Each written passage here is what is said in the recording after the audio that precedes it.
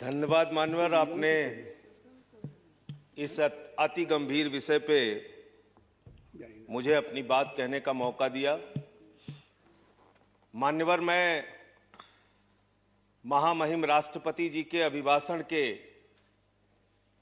विरोध में अपनी बात कहने के लिए खड़ा हुआ हूं और मैं दुष्यंत कुमार की चंद पंक्तियों से अपनी बात शुरू करना चाहता हूं कि हो गई है पीर पर्वत सी पिघलनी चाहिए, हो गई है पीर पर्वत सी पिघलनी चाहिए, इस हिमालय से कोई गंगा निकलनी चाहिए और सिर्फ हंगामा खड़ा करना मेरा मकसद नहीं, मेरी कोशिश है कि ये सूरत बदलनी चाहिए। आज मुल्क में जो हालात है किसान के मान्यवर, आज क्या हालत कर दी गई है इस देश में। पिछले 76 दिनों से किसान आंदोलन पर है, उनके ऊपर लाठियां चलाई गई, आंसू गैस के गोले छोड़े गए, बूढ़े किसानों की आंखें फोड़ दी गई, कड़कती ठंड में पानी की बौछारें की गई, उनको आतंकवादी कहा गया, उनको गद्दार कहा गया, उनको खालिस्तानी कहा गया मान्यवर, उनको अपमानित किया गया। यहां तक कि भारतीय जनता पार्टी के एक विधायक ने कहा ये किसान नहीं आतंकवादी हैं, इनको शूट कर देना चाहिए और अगर दिल्ली पुलिस नहीं कर पाती तो मैं इनको जूतों से मारूंगा, जूतों से मारूंगा। ये भाजपा के लोग कह रहे हैं मान्यवर। इस देश के अन्नदाता जो आपको अनाज पैदा करके आपका पेट भरते हैं, आप उनको जूतों से मारने की बात करते हैं। 11 दौर की आप वार्ता कर चुके, सारी की सारी वार्ता फेल। आप कहते हैं मैं एक फोन कॉल की दूरी पर हूं। मैं पूछना चाहता हूं क्या इस सरकार के पास कॉल करने के लिए 2 रुपए भी नहीं है? अरे 2 रुपए नहीं है तो हम लोगों से ले लो, लेकिन कॉल कर लो किसानों को, कॉल कर लो किसानों को। उनकी पीड़ा चरम पर पहुंच चुकी है मान्यवर। 165 किसानों ने अब तक अपनी शहादत दी है। आप जाइए गाजीपुर बॉर्डर पे, वहां पे 97 साल के इलम सिंह आपको मिलेंगे।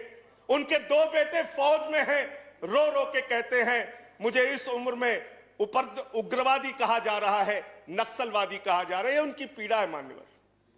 आप जाइए टीकरी बॉर्डर पे, आप जाइए सिंघू बॉर्डर पे, पीड़ा के साथ वो लोग कहते हैं शहीद आजम भगत सिंह के वंशजों को, शहीद लाला लाजपत राय के वंशजों को, जलियांवाला बाग कांड में शहादत देने वालों के वंशजों को आप खालिस्तानी कह रहे हैं, आतंकवादी कह रहे हैं, उनको अपमानित करने का काम कर रहे हैं।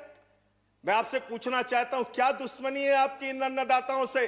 चलिए सब कुछ कर लिया आपने, अब तो कम से कम उनके ऊपर दया कीजिए और ये तीनों काला कानून वापस लेना ही पड़ेगा, आपको लेना चाहिए। अब आपने जुल्म की इंतहा कर दी है। आप चले जाइए गाजीपुर बॉर्डर पे मान्यवर, कटीले तार, बड़े बड़े कीले गाड़ दी गई हैं, 12-12 इंच की कीले सड़कों पे गाड़ दी गई हैं। देखकर ऐसा लगता है कि दुश्मन देश की सेना आने वाली है। ऐसी स्थितियां दो परिस्थितियों में जन्म लेती हैं मान्यवर।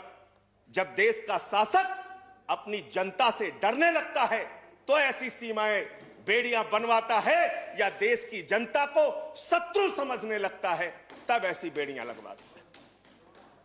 यह हो रहा है मान्यवर।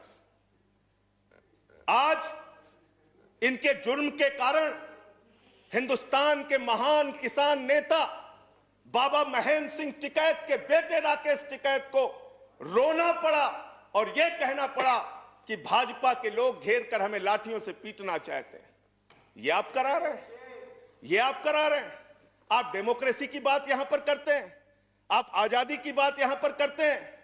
आपने इस देश की हालत यह बना रखी है कि राजदीप सरदेसाई जैसे वरिष्ठ पत्रकार के ऊपर आपने मुकदमे दर्ज करके पत्रकारिता को भी दबाने और उसको कुचलने का काम किया। हर तरफ जुल्म, हर तरफ एफआईआर, हर तरफ मुकदमे। जो पानी पहुंचा रहा है उस पर मुकदमा, जो डीजल दे रहा है उस पर मुकदमा, जो खाने का इंतजाम कर रहा है उस पर मुकदमा। एनआईए लगा दो, सीबीआई लगा दो, पुलिस लगा दो, जांच लगा दो। अरे वो आपके देश के नागरिक हैं। आप कहते हैं किसानों को यह बिल समझ में नहीं आया। हम बड़े समझदार हैं, आइए हम आपको किसानी बिल समझाएंगे। मान्यवर, इनकी समस्या ये नहीं कि किसानों को यह बिल समझ में नहीं आया, इनकी समस्या ये है कि किसानों को यह बिल समझ में आ गया है और अब ये तीनों काला कानून वापस चाहते हैं किसान। आप बड़े अक्लमंद समझते हैं अपने आप को। अरे किसान को इतना मूर्ख मत समझिए भाजपा के लोगों। वो बिगड़ैल बहल की नाक में नकेल डालते हैं, आपकी सरकार के नाक में भी नकेल डाल देंगे, चिंता मत कीजिए। मैं यहां सुन रहा था मान्यवर, मुझे बड़ा आश्चर्य हुआ। सारी की सारी भारतीय जनता पार्टी की सांसद जितने भी नेता बोल रहे थे, कह रहे हैं कांग्रेस पार्टी ने 2019 के घोषणा पत्र में इसको लिखा था। यह बिल तो कांग्रेस पास करना चाहती थी। जीएसटी की बात करो, यह बिल तो कांग्रेस करना चाहती थी, हम इसलिए इसको कर रहे हैं। लेकिन वो सांसद ये बताना भूल गए कि जब यह बिल कांग्रेस लेकर आई थी तो उस समय स्वर्गीय अरुण जेटली जी ने और स्वर्गीय सुषमा स्वराज जी ने उस समय बिल का विरोध किया था। और कांग्रेस ने अगर 19 के घोषणा पत्र में इस बिल को शामिल किया था तो उनको तो 55 पे पहुंचा दिया, आपने तो लागू कर दिया, आपको 5 पे पहुंचा देगी। इस देश की जनता 5 पे पहुंचा देगी। इसलिए अगर आप कांग्रेस के सपनों को पूरा करने के लिए आए हैं तो जनता को भ्रमित मत कीजिए। अपनी पार्टी का नाम बदलकर भारतीय जनता पार्टी से कांग्रेस पार्टी कर लीजिए। कांग्रेस ए हो जाए, कांग्रेस बी हो जाए, जनता प्रचार करे। आप लोग समझें आप क्या कहना चाहते हैं, जनता तय कर लेगी। मान्यवर, इस बिल में क्या क्या लिखा है वो बातें आपको बता के और थोड़ी बातें कह के अपनी बात खत्म करूंगा। असीमित भंडारण की छूट दी गई है इन बिलों में। और वो क्यों दी गई है? 2 साल से अडानी का 100 एकड़ जमीन का लैंड यूज चेंज करने की एप्लीकेशन हरियाणा सरकार के पास पेंडिंग थी। लेकिन 7 मई को जब पूरे देश में लॉकडाउन लगा था, उस समय उस लैंड यूज को चेंज करके 100 एकड़ जमीन पर अडानी को भंडारण कोल्ड स्टोरेज बनाने की छूट दी गई और 5 जून को ऑर्डिनेंस के जरिए असीमित भंडारण और कोल्ड स्टोरेज बनाने की छूट दी गई। तो ये बिल किसानों के लिए नहीं लाया गया, अपने 4 पूंजीपति मित्रों के लिए ये सरकार ये काला कानून लेकर आई है।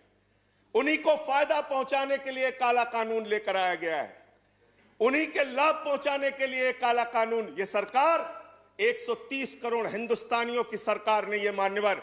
यह सरकार उन 4 पूंजीपति लोगों की सरकार है जिनके लिए कानून बनाते हैं और जिनसे चंदा लेकर ये लोग चुनाव लड़ने का काम करते हैं। यह उनके लिए बनाई गई है मान्यवर। मान्यवर, इस सरकार में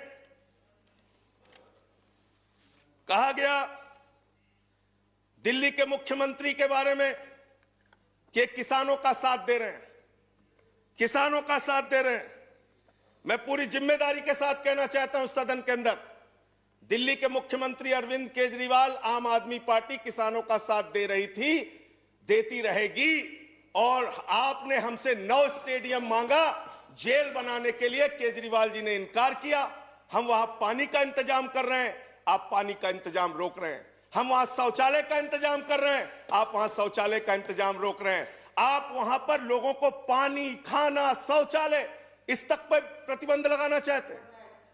इंटरनेट, वो दुश्मन देश के नागरिक है क्या? उनके साथ इस तरह का व्यवहार आप कर रहे हैं। एक माहौल बनाया गया 26 जनवरी को, लाल किले पे हमला, लाल किले पे हमला। 7 रूट पे किसान ट्रैक्टर रैली लेके निकला मान्यवर, तिरंगा रैली लेके निकला और 7 रूट पर कहीं किसान ने कोई उपद्रव नहीं किया, कोई हिंसा नहीं की। जो लाल किले पे लोग आए थे वो भारतीय जनता पार्टी के लोग थे जिन्होंने लाल किले पे हमला किया, जिन्होंने लाल किले पर तिरंगे का अपमान किया। और वो दीप सिद्धू जो भाजपा का नेता है, उसकी फोटो प्रधानमंत्री के साथ है, देश के गृह मंत्री के साथ है। भारतीय जनता पार्टी को इसका जवाब देना चाहिए कि भाजपा के नेताओं ने लाल किले का अपमान क्यों किया, तिरंगे का अपमान क्यों किया। मैं ये कहना चाहता हूं मान्यवर, आज वो दीप सिद्धू संजय जी कंक्लूड कीजिए। सर सबको समय मिला, मुझे भी थोड़ा समय दीजिए। I have given sufficient time. सबको समय दिया, मुझे भी समय दीजिए। नो 10 मिनट देंगे सर। 10 मिनट दिया मैं। मान्यवर दीप सिद्धू भाजपा का नेता वो फरार है जिसने लाल किले पे हमला किया, जिसने तिरंगे का अपमान किया। अपनी घिनौनी राजनीति के चक्कर में ये लोग कहां तक जा सकते हैं, इसका सच है ये जो सामने आया है। आप एमएसपी देने की बात कहते हैं, आप कहते हैं हम इस देश के किसान को एमएसपी देंगे। बड़ी अजीब बात है मान्यवर, इस देश के किसान को एमएसपी देने के नाम पर क्या कर रहे हैं ये। मैं उत्तर प्रदेश की खबर बता रहा हूं। 10 धान के क्रय केंद्रों पर 10 अधिकारियों के खिलाफ एफआईआर हुई क्योंकि क्रय केंद्र में खरीद में एमएसपी में गड़बड़ी की गई। इसी तरीके से 1 रुपए किलो गोभी बिक रही थी तो किसान ने अपनी गोभी पे ट्रैक्टर चला दिया।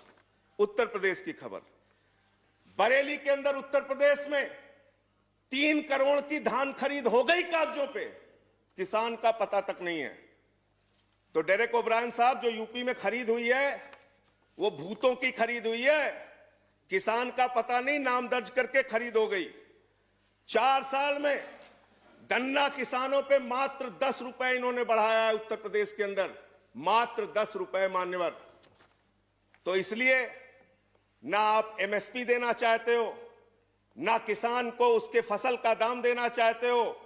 असीमित भंडारण की छूट देकर आपने पूंजीपति मित्रों को यह सुविधा दे दी कि सस्ते में किसान से अनाज खरीदेंगे, सस्ते में किसान से फल खरीदेंगे, सस्ते में किसान से सब्जियां खरीदेंगे, उसका बड़े बड़े स्टोरेज में भंडारण करेंगे, जमाखोरी करेंगे, और जब बाजार में फल सब्जियों की कमी हो जाएगी, अनाज की कमी हो जाएगी, तो महंगे दामों में जनता को बेचेंगे। यानी आपने महंगाई को, जमाखोरी को, कालाबाजारी को इस बिल के माध्यम से लीगलाइज करने का, वैधता प्रदान करने का काम किया है। इस देश में महंगाई बढ़ाने का काम किया है, उसका रास्ता आपने खोला है। इसलिए भी ये बिल तीनों का तीनों काला बिल वापस लिया जाना चाहिए। Thank you. अंत में एक बजट आपने पेश किया मानोर, बस खत्म करके अपनी बात को खत्म करूंगा उन्हीं बातों को। Please conclude. सर बजट इन्होंने पेश किया है, तो बजट के ऊपर और खरीद के ऊपर मैं लास्ट मिनट जो इनका बजट है चंद लाइनों में उसको कह के अपनी बात को खत्म करूंगा कि धरा बेच देंगे, गगन बेच देंगे। धरा बेच देंगे, गगन बेच देंगे, कली बेच देंगे, चमन बेच देंगे। अगर तुम ही यूं ही सोते रहे तो ये फर्जी राष्ट्रवादी वतन बेच देंगे, वतन बेच देंगे, वतन बेच देंगे। धन्यवाद माननीय। Thank you. Now I request Shri Sanjay Singh.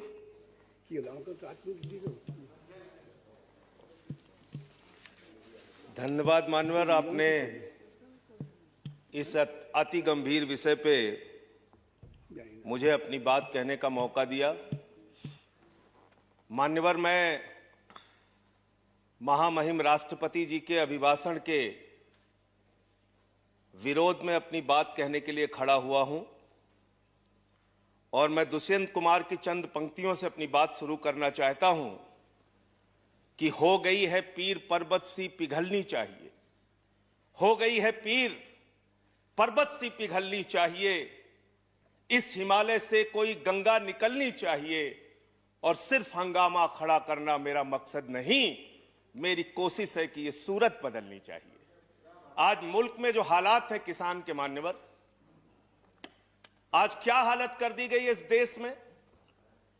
पिछले 76 दिनों से किसान आंदोलन पर है,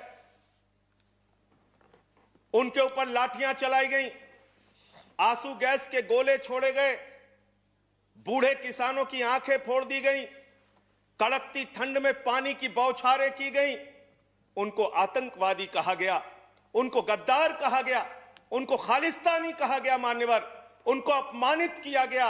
यहां तक कि भारतीय जनता पार्टी के एक विधायक ने कहा ये किसान नहीं आतंकवादी हैं, इनको सूट कर देना चाहिए और अगर दिल्ली पुलिस नहीं कर पाती तो मैं इनको जूतों से मारूंगा, जूतों से मारूंगा। ये भाजपा के लोग कह रहे हैं मान्यवर। इस देश के अन्नदाता जो आपको अनाज पैदा करके आपका पेट भरते हैं, आप उनको जूतों से मारने की बात करते हैं। 11 दौर की आप वार्ता कर चुके, सारी की सारी वार्ता फेल। आप कहते हैं मैं एक फोन कॉल की दूरी पर हूं। मैं पूछना चाहता हूं क्या इस सरकार के पास कॉल करने के लिए 2 रुपए भी नहीं है? अरे 2 रुपए नहीं है तो हम लोगों से ले लो, लेकिन कॉल कर लो किसानों को, कॉल कर लो किसानों को। उनकी पीड़ा चरम पर पहुंच चुकी है मान्यवर। 165 किसानों ने अब तक अपनी शहादत दी है। आप जाइए गाजीपुर बॉर्डर पे, वहां पे 97 साल के इलम सिंह आपको मिलेंगे। उनके 2 बेटे फौज में हैं, रो रो के कहते हैं मुझे इस उम्र में ऊपर उग्रवादी कहा जा रहा है, नक्सलवादी कहा जा रहा है। उनकी पीड़ा है मान्यवर। आप जाइए टीकरी बॉर्डर पे, आप जाइए सिंगू बॉर्डर पे, पीड़ा के साथ वो लोग कहते हैं शहीद आजम भगत सिंह के वंशजों को, शहीद लाला लाजपत राय के वंशजों को, जलियांवाला बाग कांड में शहादत देने वालों के वंशजों को आप खालिस्तानी कह रहे हैं, आतंकवादी कह रहे हैं, उनको अपमानित करने का काम कर रहे हैं। मैं आपसे पूछना चाहता हूं क्या दुश्मनी है आपकी इन अन्नदाताओं से? चलिए सब कुछ कर लिया आपने, अब तो कम से कम उनके ऊपर दया कीजिए और ये तीनों काला कानून वापस लेना ही पड़ेगा, आपको लेना चाहिए। अब आपने जुल्म की इंतहा कर दी है। आप चले जाइए गाजीपुर बॉर्डर पे मान्यवर, कटीले तार, बड़े बड़े कीले गाड़ दी गई हैं, 12-12 इंच की कीले सड़कों पे गाड़ दी गई हैं। देखकर ऐसा लगता है कि दुश्मन देश की सेना आने वाली है। ऐसी स्थितियां दो परिस्थितियों में जन्म लेती हैं मान्यवर।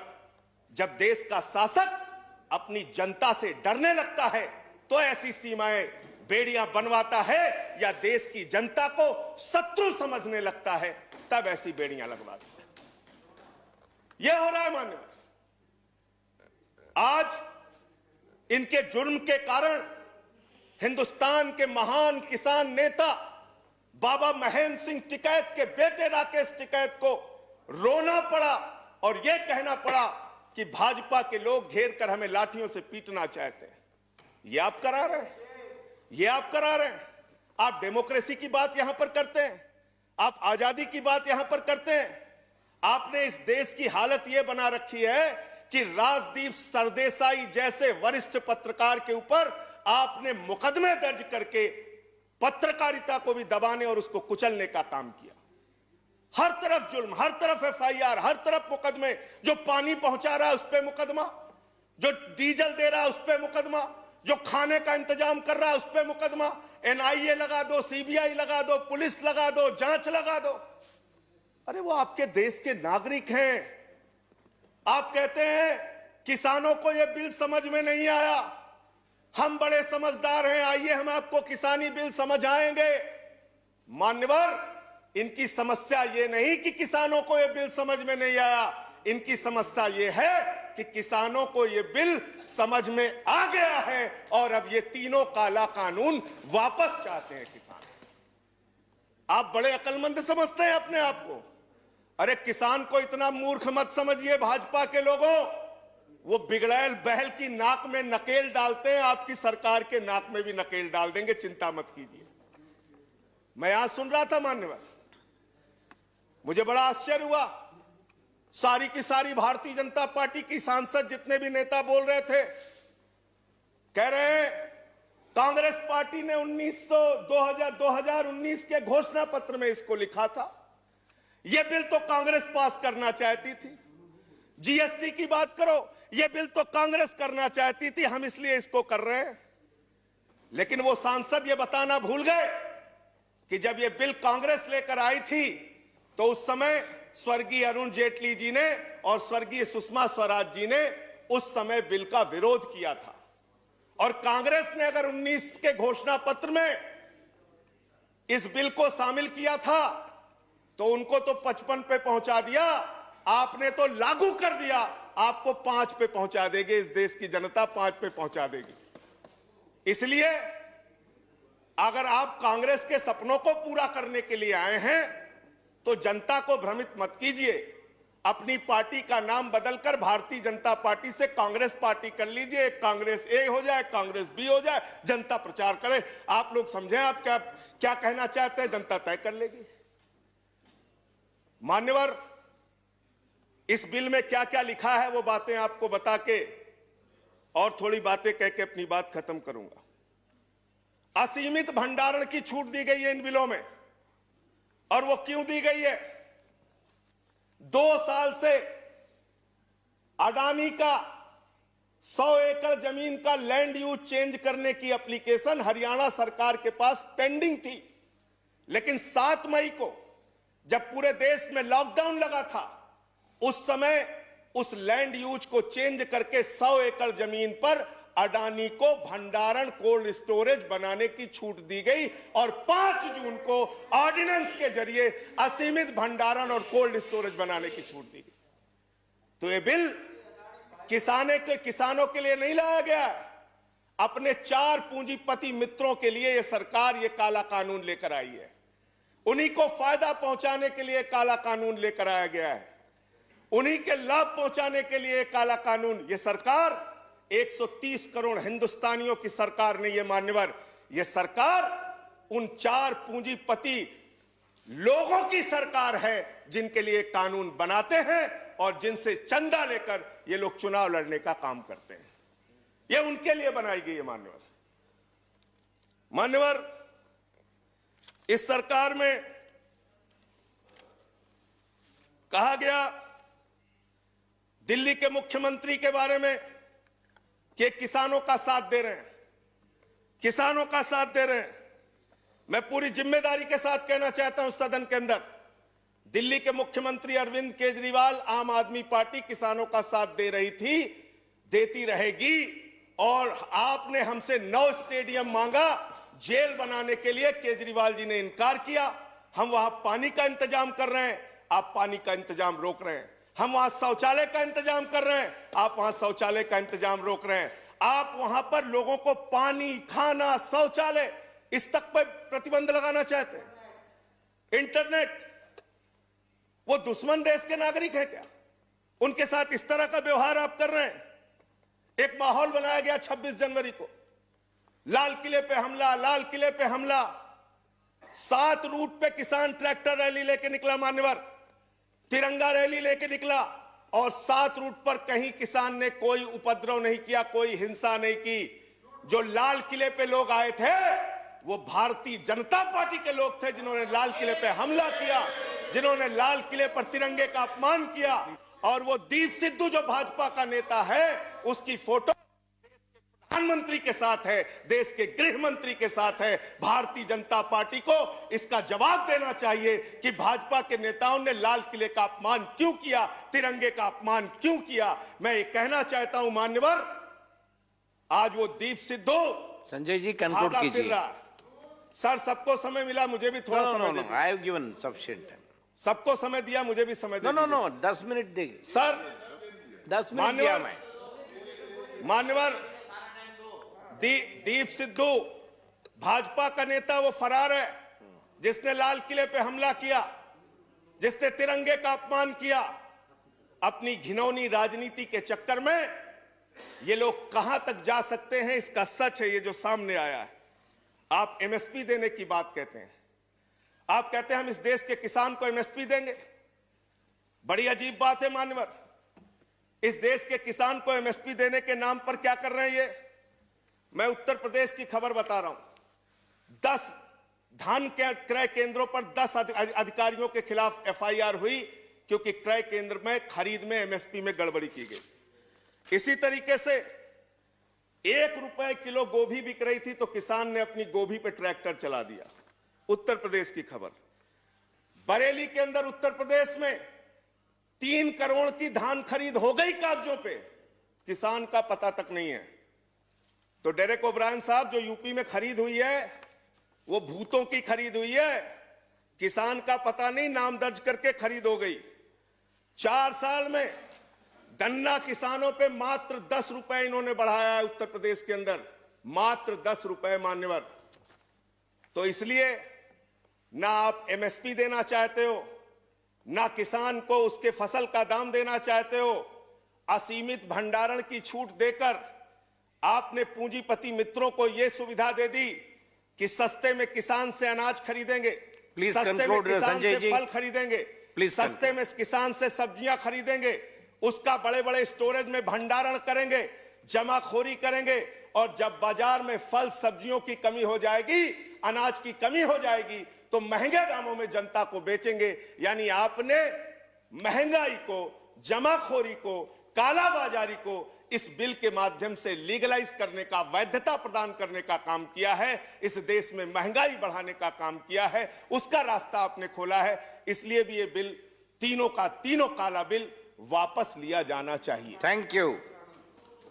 अंत में एक बजट आपने पेश किया माननीय, बस खत्म करके अपनी बात को खत्म करूंगा, उन्हीं बातों को। Please conclude. सर, बजट इन्होंने पेश किया है, तो बजट के ऊपर और खरीद के ऊपर मैं लास्ट मिनट जो इनका बजट है, चंद लाइनों में उसको कह के अपनी बात को खत्म करूंगा कि धरा बेच देंगे, गगन बेच देंगे। धरा बेच देंगे, गगन बेच देंगे, कली बेच देंगे, चमन बेच देंगे। अगर तुम ही यूं ही सोते रहे तो ये फर्जी राष्ट्रवादी वतन बेच देंगे, वतन बेच देंगे, वतन बेच देंगे। धन्यवाद माननीय। Thank you. Now I request Shri Sanjay Singh.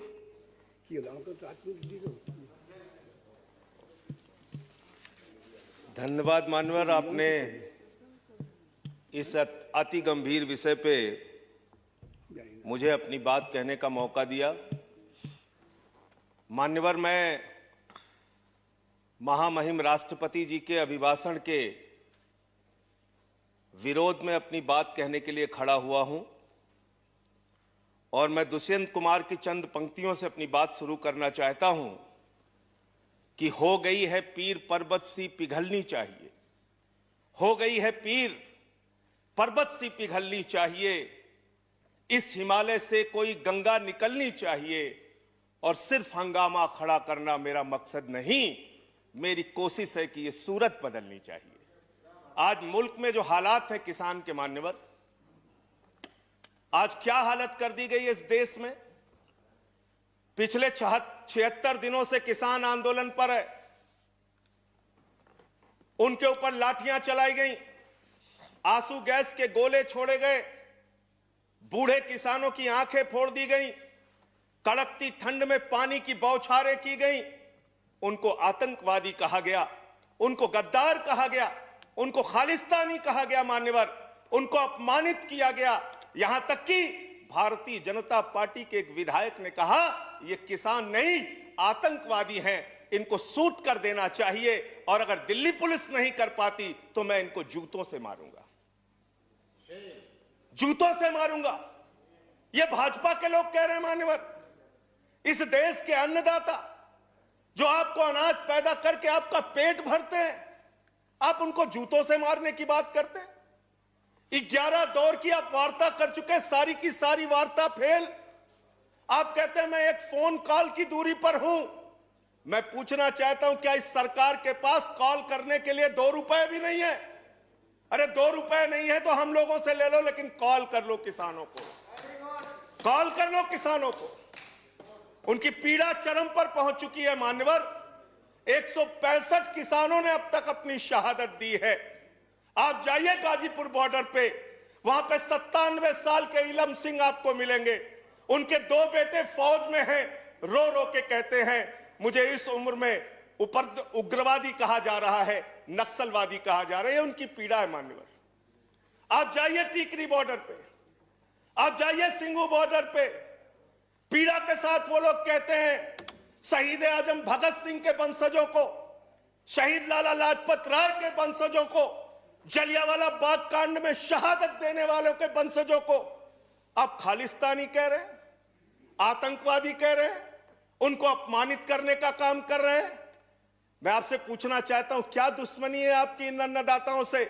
चलिए, सब कुछ कर लिया आपने, अब तो कम से कम उनके ऊपर दया कीजिए और ये तीनों काला कानून वापस लेना ही पड़ेगा, आपको लेना चाहिए। अब आपने जुल्म की इंतहा कर दी है। आप चले जाइए गाजीपुर बॉर्डर पे मान्यवर, कटीले तार, बड़े बड़े कीले गाड़ दी गई हैं, 12-12 इंच की कीले सड़कों पे गाड़ दी गई हैं। देखकर ऐसा लगता है कि दुश्मन देश की सेना आने वाली है। ऐसी स्थितियां दो परिस्थितियों में जन्म लेती हैं मान्यवर।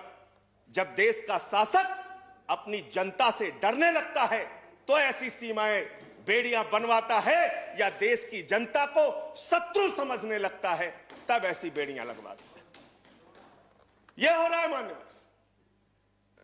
आज इनके जुर्म के कारण हिंदुस्तान के महान किसान नेता बाबा महेंद्र सिंह टिकैत के बेटे राकेश टिकैत को रोना पड़ा और यह कहना पड़ा कि भाजपा के लोग घेर कर हमें लाठियों से पीटना चाहते हैं। यह आप करा रहे हैं, यह आप करा रहे हैं। आप डेमोक्रेसी की बात यहां पर करते हैं, आप आजादी की बात यहां पर करते हैं। आपने इस देश की हालत यह बना रखी है कि राजदीप सरदेसाई जैसे वरिष्ठ पत्रकार के ऊपर आपने मुकदमे दर्ज करके पत्रकारिता को भी दबाने और उसको कुचलने का काम किया। हर तरफ जुल्म, हर तरफ एफआईआर, हर तरफ मुकदमे। जो पानी पहुंचा रहा है उस पर मुकदमा, जो डीजल दे रहा है उस पर मुकदमा, जो खाने का इंतजाम कर रहा है उस पर मुकदमा। एनआईए लगा दो, सीबीआई लगा दो, पुलिस लगा दो, जांच लगा दो। अरे वो आपके देश के नागरिक हैं। आप कहते हैं किसानों को यह बिल समझ में नहीं आया, हम बड़े समझदार हैं, आइए हम आपको किसानी बिल समझाएंगे। मान्यवर, इनकी समस्या यह नहीं कि किसानों को यह बिल समझ में नहीं आया, इनकी समस्या यह है कि किसानों को यह बिल समझ में आ गया है और अब ये तीनों काला कानून वापस चाहते हैं किसान। आप बड़े अक्लमंद समझते हैं अपने आप को। अरे किसान को इतना मूर्ख मत समझिए भाजपा के लोगों। वो बिगड़ैल बैल की नाक में नकेल डालते हैं, आपकी सरकार के नाक में भी नकेल डाल देंगे, चिंता मत कीजिए। मैं यहां सुन रहा था मान्यवर, मुझे बड़ा आश्चर्य हुआ। सारी की सारी भारतीय जनता पार्टी की सांसद जितने भी नेता बोल रहे थे, कह रहे हैं कांग्रेस पार्टी ने 2019 के घोषणा पत्र में इसको लिखा था। यह बिल तो कांग्रेस पास करना चाहती थी। जीएसटी की बात करो, यह बिल तो कांग्रेस करना चाहती थी, हम इसलिए इसको कर रहे हैं। लेकिन वो सांसद यह बताना भूल गए कि जब यह बिल कांग्रेस लेकर आई थी तो उस समय स्वर्गीय अरुण जेटली जी ने और स्वर्गीय सुषमा स्वराज जी ने उस समय बिल का विरोध किया था।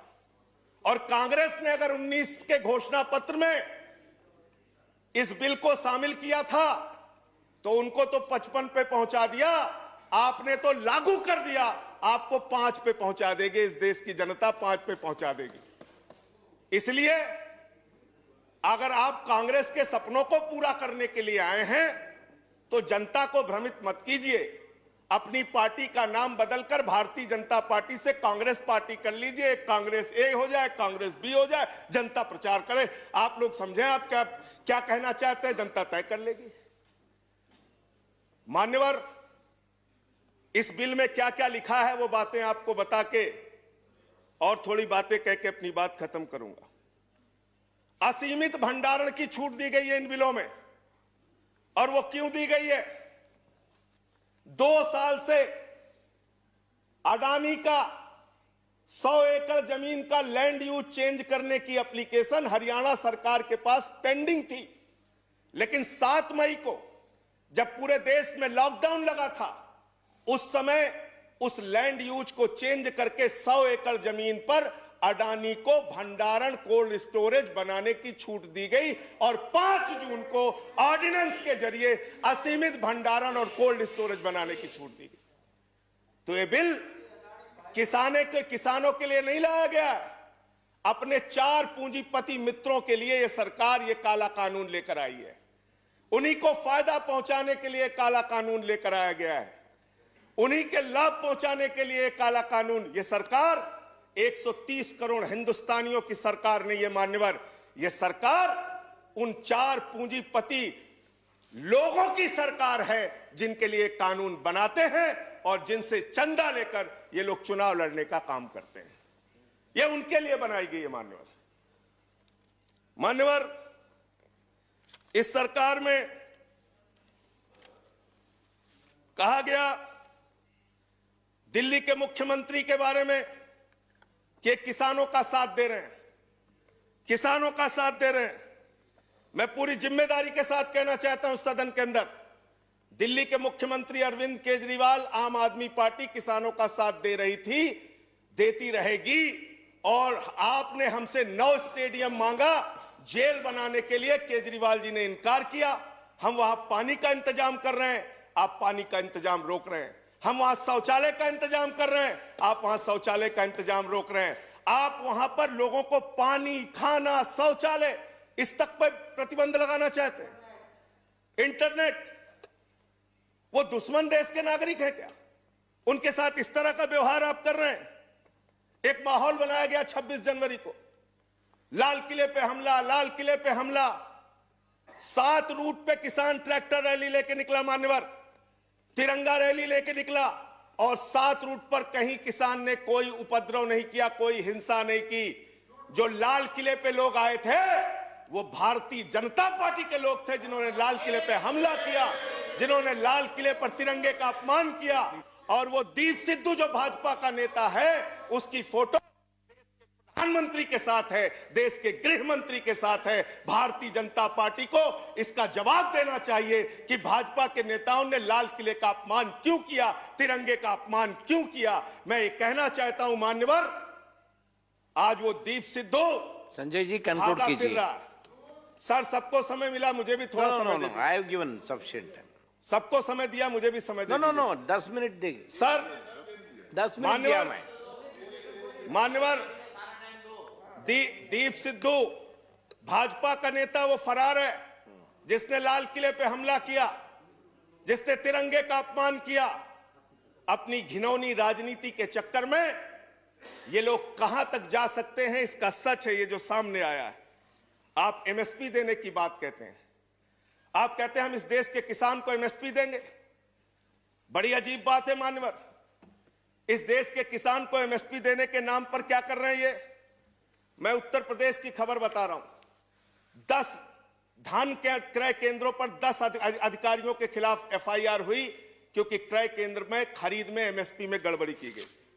इसी तरीके से 1 रुपए किलो गोभी बिक रही थी तो किसान ने अपनी गोभी पे ट्रैक्टर चला दिया। उत्तर प्रदेश की खबर। बरेली के अंदर उत्तर प्रदेश में 3 करोड़ की धान खरीद हो गई कागजों पे, किसान का पता तक नहीं है। तो डेरेक ओब्रायन साहब, जो यूपी में खरीद हुई है वो भूतों की खरीद हुई है, किसान का पता नहीं, नाम दर्ज करके खरीद हो गई। 4 साल में गन्ना किसानों पे मात्र 10 रुपए इन्होंने बढ़ाया है उत्तर प्रदेश के अंदर, मात्र 10 रुपए मान्यवर। तो इसलिए ना आप एमएसपी देना चाहते हो, ना किसान को उसके फसल का दाम देना चाहते हो।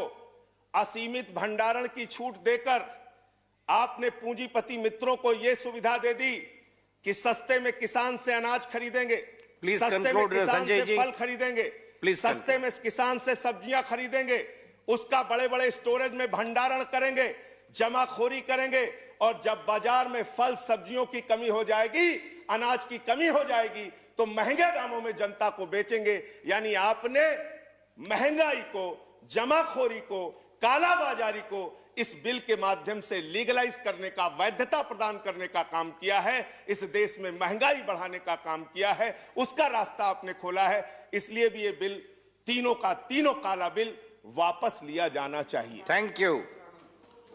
अंत में थैंक यू। अंत में एक बजट आपने पेश किया मनोहर, बस खत्म करके अपनी बात को खत्म करूंगा उन्हीं बातों को। No please conclude. Sir, budget इन्होंने पेश किया है, तो बजट के ऊपर और खरीद के ऊपर मैं Last minute जो है. इनका बजट है, चंद लाइनों में उसको कह के अपनी बात को खत्म करूंगा कि धरा बेच देंगे, गगन बेच देंगे, धरा बेच देंगे, गगन बेच देंगे, कली बेच देंगे, चमन बेच देंगे।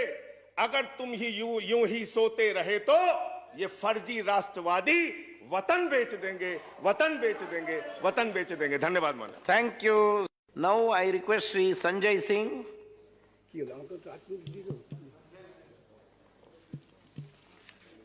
धन्यवाद मानवर, आपने इस अति गंभीर विषय पे मुझे अपनी बात कहने का मौका दिया। मान्यवर, मैं महामहिम राष्ट्रपति जी के अभिभाषण के विरोध में अपनी बात कहने के लिए खड़ा हुआ हूं और मैं दुष्यंत कुमार की चंद पंक्तियों से अपनी बात शुरू करना चाहता हूं कि हो गई है पीर पर्वत सी पिघलनी चाहिए, हो गई है पीर पर्वत सी पिघलनी चाहिए, इस हिमालय से कोई गंगा निकलनी चाहिए और सिर्फ हंगामा खड़ा करना मेरा मकसद नहीं, मेरी कोशिश है कि ये सूरत बदलनी चाहिए। आज मुल्क में जो हालात है किसान के मान्यवर, आज क्या हालत कर दी गई है इस देश में। पिछले 76 दिनों से किसान आंदोलन पर है, उनके ऊपर लाठियां चलाई गई, आंसू गैस के गोले छोड़े गए, बूढ़े किसानों की आंखें फोड़ दी गई, कड़कती ठंड में पानी की बौछारें की गई, उनको आतंकवादी कहा गया, उनको गद्दार कहा गया, उनको खालिस्तानी कहा गया मान्यवर, उनको अपमानित किया गया। यहां तक कि भारतीय जनता पार्टी के एक विधायक ने कहा ये किसान नहीं आतंकवादी हैं, इनको सूट कर देना चाहिए और अगर दिल्ली पुलिस नहीं कर पाती तो मैं इनको जूतों से मारूंगा, जूतों से मारूंगा। ये भाजपा के लोग कह रहे हैं मान्यवर। इस देश के अन्नदाता जो आपको अनाज पैदा करके आपका पेट भरते हैं, आप उनको जूतों से मारने की बात करते हैं। 11 दौर की आप वार्ता कर चुके, सारी की सारी वार्ता फेल। आप कहते हैं मैं एक फोन कॉल की दूरी पर हूं। मैं पूछना चाहता हूं क्या इस सरकार के पास कॉल करने के लिए 2 रुपए भी नहीं है? अरे 2 रुपए नहीं है तो हम लोगों से ले लो, लेकिन कॉल कर लो किसानों को, कॉल कर लो किसानों को। उनकी पीड़ा चरम पर पहुंच चुकी है मान्यवर। 165 किसानों ने अब तक अपनी शहादत दी है। आप जाइए गाजीपुर बॉर्डर पे, वहां पे 97 साल के इलम सिंह आपको मिलेंगे। उनके 2 बेटे फौज में हैं, रो रो के कहते हैं मुझे इस उम्र में उग्रवादी कहा जा रहा है, नक्सलवादी कहा जा रहा है। उनकी पीड़ा है मान्यवर। आप जाइए टीकरी बॉर्डर पे, आप जाइए सिंगू बॉर्डर पे, पीड़ा के साथ वो लोग कहते हैं शहीद आजम भगत सिंह के वंशजों को, शहीद लाला लाजपत राय के वंशजों को, जलियांवाला बाग कांड में शहादत देने वालों के वंशजों को आप खालिस्तानी कह रहे हैं, आतंकवादी कह रहे हैं, उनको अपमानित करने का काम कर रहे हैं। मैं आपसे पूछना चाहता हूं क्या दुश्मनी है आपकी इन अन्नदाताओं से? चलिए सब कुछ कर लिया आपने, अब तो कम से कम उनके ऊपर दया कीजिए और ये तीनों काला कानून वापस लेना ही पड़ेगा, आपको लेना चाहिए। अब आपने जुल्म की इंतहा कर दी है। आप चले जाइए गाजीपुर बॉर्डर पे मान्यवर, कटीले तार, बड़े बड़े कीले गाड़ दी गई हैं, 12-12 इंच की कीले सड़कों पे गाड़ दी गई हैं। देखकर ऐसा लगता है कि दुश्मन देश की सेना आने वाली है। ऐसी स्थितियां दो परिस्थितियों में जन्म लेती हैं मान्यवर। जब देश का शासक अपनी जनता से डरने लगता है तो ऐसी सीमाएं बेड़ियां बनवाता है, या देश की जनता को शत्रु समझने लगता है तब ऐसी बेड़ियां लगवाता है। यह हो रहा है मान्यवर। आज इनके जुर्म के कारण हिंदुस्तान के महान किसान नेता बाबा महेंद्र सिंह टिकैत के बेटे राकेश टिकैत को रोना पड़ा और यह कहना पड़ा कि भाजपा के लोग घेर कर हमें लाठियों से पीटना चाहते हैं। यह आप करा रहे हैं, यह आप करा रहे हैं। आप डेमोक्रेसी की बात यहां पर करते हैं। आप आजादी की बात यहां पर करते हैं। आपने इस देश की हालत यह बना रखी है कि राजदीप सरदेसाई जैसे वरिष्ठ पत्रकार के ऊपर आपने मुकदमे दर्ज करके पत्रकारिता को भी दबाने और उसको कुचलने का काम किया। हर तरफ जुल्म, हर तरफ एफआईआर, हर तरफ मुकदमे। जो पानी पहुंचा रहा है उस पर मुकदमा, जो डीजल दे रहा है उस पर मुकदमा, जो खाने का इंतजाम कर रहा है उस पर मुकदमा। एनआईए लगा दो, सीबीआई लगा दो, पुलिस लगा दो, जांच लगा दो। अरे वो आपके देश के नागरिक हैं। आप कहते हैं किसानों को यह बिल समझ में नहीं आया, हम बड़े समझदार हैं, आइए हम आपको किसानी बिल समझाएंगे।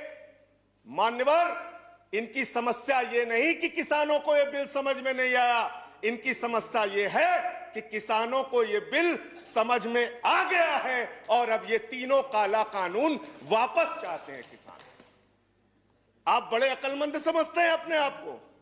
अरे किसान को इतना मूर्ख मत समझिए भाजपा के लोगों। वो बिगड़ैल बैल की नाक में नकेल डालते हैं, आपकी सरकार के नाक में भी नकेल डाल देंगे, चिंता मत कीजिए। मैं यहां सुन रहा था मान्यवर, मुझे बड़ा आश्चर्य हुआ।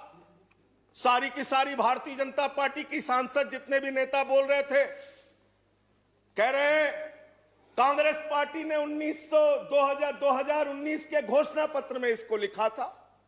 यह बिल तो कांग्रेस पास करना चाहती थी। जीएसटी की बात करो, यह बिल तो कांग्रेस करना चाहती थी, हम इसलिए इसको कर रहे हैं। लेकिन वो सांसद ये बताना भूल गए कि जब यह बिल कांग्रेस लेकर आई थी तो उस समय स्वर्गीय अरुण जेटली जी ने और स्वर्गीय सुषमा स्वराज जी ने उस समय बिल का विरोध किया था। और कांग्रेस ने अगर 19 के घोषणा पत्र में इस बिल को शामिल किया था तो उनको तो 55 पे पहुंचा दिया, आपने तो लागू कर दिया, आपको 5 पे पहुंचा देगी। इस देश की जनता 5 पे पहुंचा देगी। इसलिए अगर आप कांग्रेस के सपनों को पूरा करने के लिए आए हैं तो जनता को भ्रमित मत कीजिए। अपनी पार्टी का नाम बदलकर भारतीय जनता पार्टी से कांग्रेस पार्टी कर लीजिए। कांग्रेस ए हो जाए, कांग्रेस बी हो जाए, जनता प्रचार करे। आप लोग समझें आप क्या कहना चाहते हैं, जनता तय कर लेगी। मान्यवर, इस बिल में क्या क्या लिखा है वो बातें आपको बता के और थोड़ी बातें कह के अपनी बात खत्म करूंगा। असीमित भंडारण की छूट दी गई है इन बिलों में। और वो क्यों दी गई है? 2 साल से अडानी का 100 एकड़ जमीन का लैंड यूज चेंज करने की एप्लीकेशन हरियाणा सरकार के पास पेंडिंग थी। लेकिन 7 मई को जब पूरे देश में लॉकडाउन लगा था, उस समय उस लैंड यूज को चेंज करके 100 एकड़ जमीन पर अडानी को भंडारण कोल्ड स्टोरेज बनाने की छूट दी गई और 5 जून को ऑर्डिनेंस के जरिए असीमित भंडारण और कोल्ड स्टोरेज बनाने की छूट दी गई। तो ये बिल किसानों के लिए नहीं लाया गया, अपने 4 पूंजीपति मित्रों के लिए ये सरकार ये काला कानून लेकर आई है। उन्हीं को फायदा पहुंचाने के लिए काला कानून लेकर आया गया है, उन्हीं के लाभ पहुंचाने के लिए काला कानून। ये सरकार 130 करोड़ हिंदुस्तानियों की सरकार नहीं है मान्यवर, यह सरकार उन 4 पूंजीपति लोगों की सरकार है जिनके लिए कानून बनाते हैं और जिनसे चंदा लेकर ये लोग चुनाव लड़ने का काम करते हैं। यह उनके लिए बनाई गई है मान्यवर। इस सरकार में कहा गया दिल्ली के मुख्यमंत्री के बारे में कि किसानों का साथ दे रहे हैं, किसानों का साथ दे रहे हैं। मैं पूरी जिम्मेदारी के साथ कहना चाहता हूं सदन के अंदर, दिल्ली के मुख्यमंत्री अरविंद केजरीवाल, आम आदमी पार्टी किसानों का साथ दे रही थी, देती रहेगी। और आपने हमसे 9 स्टेडियम मांगा जेल बनाने के लिए, केजरीवाल जी ने इनकार किया। हम वहां पानी का इंतजाम कर रहे हैं, आप पानी का इंतजाम रोक रहे हैं। हम वहां शौचालय का इंतजाम कर रहे हैं, आप वहां शौचालय का इंतजाम रोक रहे हैं। आप वहां पर लोगों को पानी, खाना, शौचालय इस तक पर प्रतिबंध लगाना चाहते हैं। इंटरनेट, वो दुश्मन देश के नागरिक है क्या? उनके साथ इस तरह का व्यवहार आप कर रहे हैं। एक माहौल बनाया गया 26 जनवरी को, लाल किले पे हमला, लाल किले पे हमला। 7 रूट पे किसान ट्रैक्टर रैली लेके निकला मान्यवर, तिरंगा रैली लेके निकला, और 7 रूट पर कहीं किसान ने कोई उपद्रव नहीं किया, कोई हिंसा नहीं की। जो लाल किले पे लोग आए थे वो भारतीय जनता पार्टी के लोग थे, जिन्होंने लाल किले पे हमला किया, जिन्होंने लाल किले पर तिरंगे का अपमान किया। और वो दीप सिद्धू जो भाजपा का नेता है, उसकी फोटो प्रधानमंत्री के साथ है, देश के गृह मंत्री के साथ है। भारतीय जनता पार्टी को इसका जवाब देना चाहिए कि भाजपा के नेताओं ने लाल किले का अपमान क्यों किया, तिरंगे का अपमान क्यों किया। मैं ये कहना चाहता हूं मान्यवर, आज वो दीप सिद्धू संजय जी कंक्लूड फिर कीजिए। रहा। सर सबको समय मिला, मुझे भी थोड़ा समय नो, दीजिए। I have given sufficient time. सबको समय दिया, मुझे भी समय नो, दीजिए। 10 मिनट देंगे। सर 10 मिनट दिया मैं। मान्यवर दीप सिद्धू भाजपा का नेता वो फरार है, जिसने लाल किले पे हमला किया, जिसने तिरंगे का अपमान किया। अपनी घिनौनी राजनीति के चक्कर में ये लोग कहां तक जा सकते हैं, इसका सच है ये जो सामने आया है। आप एमएसपी देने की बात कहते हैं, आप कहते हैं हम इस देश के किसान को एमएसपी देंगे। बड़ी अजीब बात है मान्यवर, इस देश के किसान को एमएसपी देने के नाम पर क्या कर रहे हैं ये। मैं उत्तर प्रदेश की खबर बता रहा हूं। 10 धान के क्रय केंद्रों पर 10 अधिकारियों के खिलाफ एफआईआर हुई, क्योंकि क्रय केंद्र में खरीद में एमएसपी में गड़बड़ी की गई। इसी तरीके से 1 रुपए किलो गोभी बिक रही थी, तो किसान ने अपनी गोभी पे ट्रैक्टर चला दिया। उत्तर प्रदेश की खबर। बरेली के अंदर उत्तर प्रदेश में 3 करोड़ की धान खरीद हो गई कागजों पे, किसान का पता तक नहीं है। तो डेरेक ओब्रायन साहब, जो यूपी में खरीद हुई है वो भूतों की खरीद हुई है, किसान का पता नहीं, नाम दर्ज करके खरीद हो गई। 4 साल में गन्ना किसानों पे मात्र 10 रुपए इन्होंने बढ़ाया है उत्तर प्रदेश के अंदर, मात्र 10 रुपए मान्यवर। तो इसलिए ना आप एमएसपी देना चाहते हो, ना किसान को उसके फसल का दाम देना चाहते हो। असीमित भंडारण की छूट देकर आपने पूंजीपति मित्रों को यह सुविधा दे दी कि सस्ते में किसान से अनाज खरीदेंगे, सस्ते में किसान से फल खरीदेंगे, सस्ते में किसान से सब्जियां खरीदेंगे, उसका बड़े बड़े स्टोरेज में भंडारण करेंगे, जमाखोरी करेंगे, और जब बाजार में फल सब्जियों की कमी हो जाएगी, अनाज की कमी हो जाएगी, तो महंगे दामों में जनता को बेचेंगे। यानी आपने महंगाई को, जमाखोरी को, कालाबाजारी को इस बिल के माध्यम से लीगलाइज करने का, वैधता प्रदान करने का काम किया है। इस देश में महंगाई बढ़ाने का काम किया है, उसका रास्ता आपने खोला है। इसलिए भी ये बिल, तीनों का तीनों काला बिल वापस लिया जाना चाहिए। Thank you.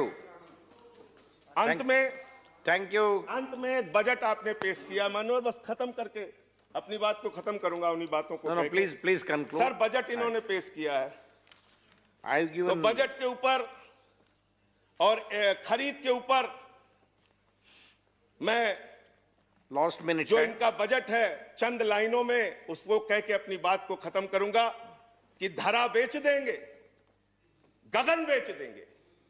धरा बेच देंगे, गगन बेच देंगे, कली बेच देंगे, चमन बेच देंगे। अगर तुम ही यूं ही सोते रहे तो ये फर्जी राष्ट्रवादी वतन बेच देंगे, वतन बेच देंगे, वतन बेच देंगे। धन्यवाद माननीय। Thank you. Now I request Shri Sanjay Singh.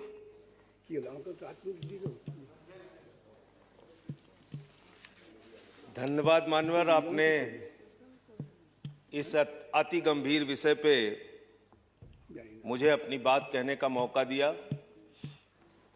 मान्यवर, मैं महामहिम राष्ट्रपति जी के अभिभाषण के विरोध में अपनी बात कहने के लिए खड़ा हुआ हूं, और मैं दुष्यंत कुमार की चंद पंक्तियों से अपनी बात शुरू करना चाहता हूं कि हो गई है पीर पर्वत सी पिघलनी चाहिए, हो गई है पीर पर्वत सी पिघलनी चाहिए, इस हिमालय से कोई गंगा निकलनी चाहिए, और सिर्फ हंगामा खड़ा करना मेरा मकसद नहीं, मेरी कोशिश है कि ये सूरत बदलनी चाहिए। आज मुल्क में जो हालात है किसान के मान्यवर, आज क्या हालत कर दी गई है इस देश में। पिछले 76 दिनों से किसान आंदोलन पर है। उनके ऊपर लाठियां चलाई गई, आंसू गैस के गोले छोड़े गए, बूढ़े किसानों की आंखें फोड़ दी गई, कड़कती ठंड में पानी की बौछारें की गई। उनको आतंकवादी कहा गया, उनको गद्दार कहा गया, उनको खालिस्तानी कहा गया मान्यवर, उनको अपमानित किया गया। यहां तक कि भारतीय जनता पार्टी के एक विधायक ने कहा ये किसान नहीं आतंकवादी हैं, इनको सूट कर देना चाहिए, और अगर दिल्ली पुलिस नहीं कर पाती तो मैं इनको जूतों से मारूंगा, जूतों से मारूंगा। ये भाजपा के लोग कह रहे हैं मान्यवर। इस देश के अन्नदाता जो आपको अनाज पैदा करके आपका पेट भरते हैं, आप उनको जूतों से मारने की बात करते हैं। 11 दौर की आप वार्ता कर चुके, सारी की सारी वार्ता फेल। आप कहते हैं मैं एक फोन कॉल की दूरी पर हूं। मैं पूछना चाहता हूं क्या इस सरकार के पास कॉल करने के लिए 2 रुपए भी नहीं है? अरे 2 रुपए नहीं है तो हम लोगों से ले लो, लेकिन कॉल कर लो किसानों को, कॉल कर लो किसानों को। उनकी पीड़ा चरम पर पहुंच चुकी है मान्यवर। 165 किसानों ने अब तक अपनी शहादत दी है। आप जाइए गाजीपुर बॉर्डर पे, वहां पे 97 साल के इलम सिंह आपको मिलेंगे। उनके 2 बेटे फौज में हैं, रो रो के कहते हैं मुझे इस उम्र में उग्रवादी कहा जा रहा है, नक्सलवादी कहा जा रहा है। उनकी पीड़ा है मान्यवर। आप जाइए टीकरी बॉर्डर पे, आप जाइए सिंगू बॉर्डर पे, पीड़ा के साथ वो लोग कहते हैं शहीद आजम भगत सिंह के वंशजों को, शहीद लाला लाजपत राय के वंशजों को, जलियांवाला बाग कांड में शहादत देने वालों के वंशजों को आप खालिस्तानी कह रहे हैं, आतंकवादी कह रहे हैं, उनको अपमानित करने का काम कर रहे हैं। मैं आपसे पूछना चाहता हूं क्या दुश्मनी है आपकी इन अन्नदाताओं से? चलिए सब कुछ कर लिया आपने, अब तो कम से कम उनके ऊपर दया कीजिए और ये तीनों काला कानून वापस लेना ही पड़ेगा, आपको लेना चाहिए। अब आपने जुल्म की इंतहा कर दी है। आप चले जाइए गाजीपुर बॉर्डर पे मान्यवर, कटीले तार, बड़े बड़े कीले गाड़ दी गई हैं, 12-12 इंच की कीले सड़कों पे गाड़ दी गई हैं। देखकर ऐसा लगता है कि दुश्मन देश की सेना आने वाली है। ऐसी स्थितियां दो परिस्थितियों में जन्म लेती हैं मान्यवर। जब देश का शासक अपनी जनता से डरने लगता है तो ऐसी सीमाएं बेड़ियां बनवाता है, या देश की जनता को शत्रु समझने लगता है तब ऐसी बेड़ियां लगवाता है। यह हो रहा है मान्यवर। आज इनके जुर्म के कारण हिंदुस्तान के महान किसान नेता बाबा महेंद्र सिंह टिकैत के बेटे राकेश टिकैत को रोना पड़ा और यह कहना पड़ा कि भाजपा के लोग घेर कर हमें लाठियों से पीटना चाहते हैं। यह आप करा रहे हैं, यह आप करा रहे हैं। आप डेमोक्रेसी की बात यहां पर करते हैं, आप आजादी की बात यहां पर करते हैं। आपने इस देश की हालत यह बना रखी है कि राजदीप सरदेसाई जैसे वरिष्ठ पत्रकार के ऊपर आपने मुकदमे दर्ज करके पत्रकारिता को भी दबाने और उसको कुचलने का काम किया। हर तरफ जुल्म, हर तरफ एफआईआर, हर तरफ मुकदमे। जो पानी पहुंचा रहा है उस पे मुकदमा, जो डीजल दे रहा है उस पे मुकदमा, जो खाने का इंतजाम कर रहा है उस पे मुकदमा। एनआईए लगा दो, सीबीआई लगा दो, पुलिस लगा दो, जांच लगा दो। अरे वो आपके देश के नागरिक हैं।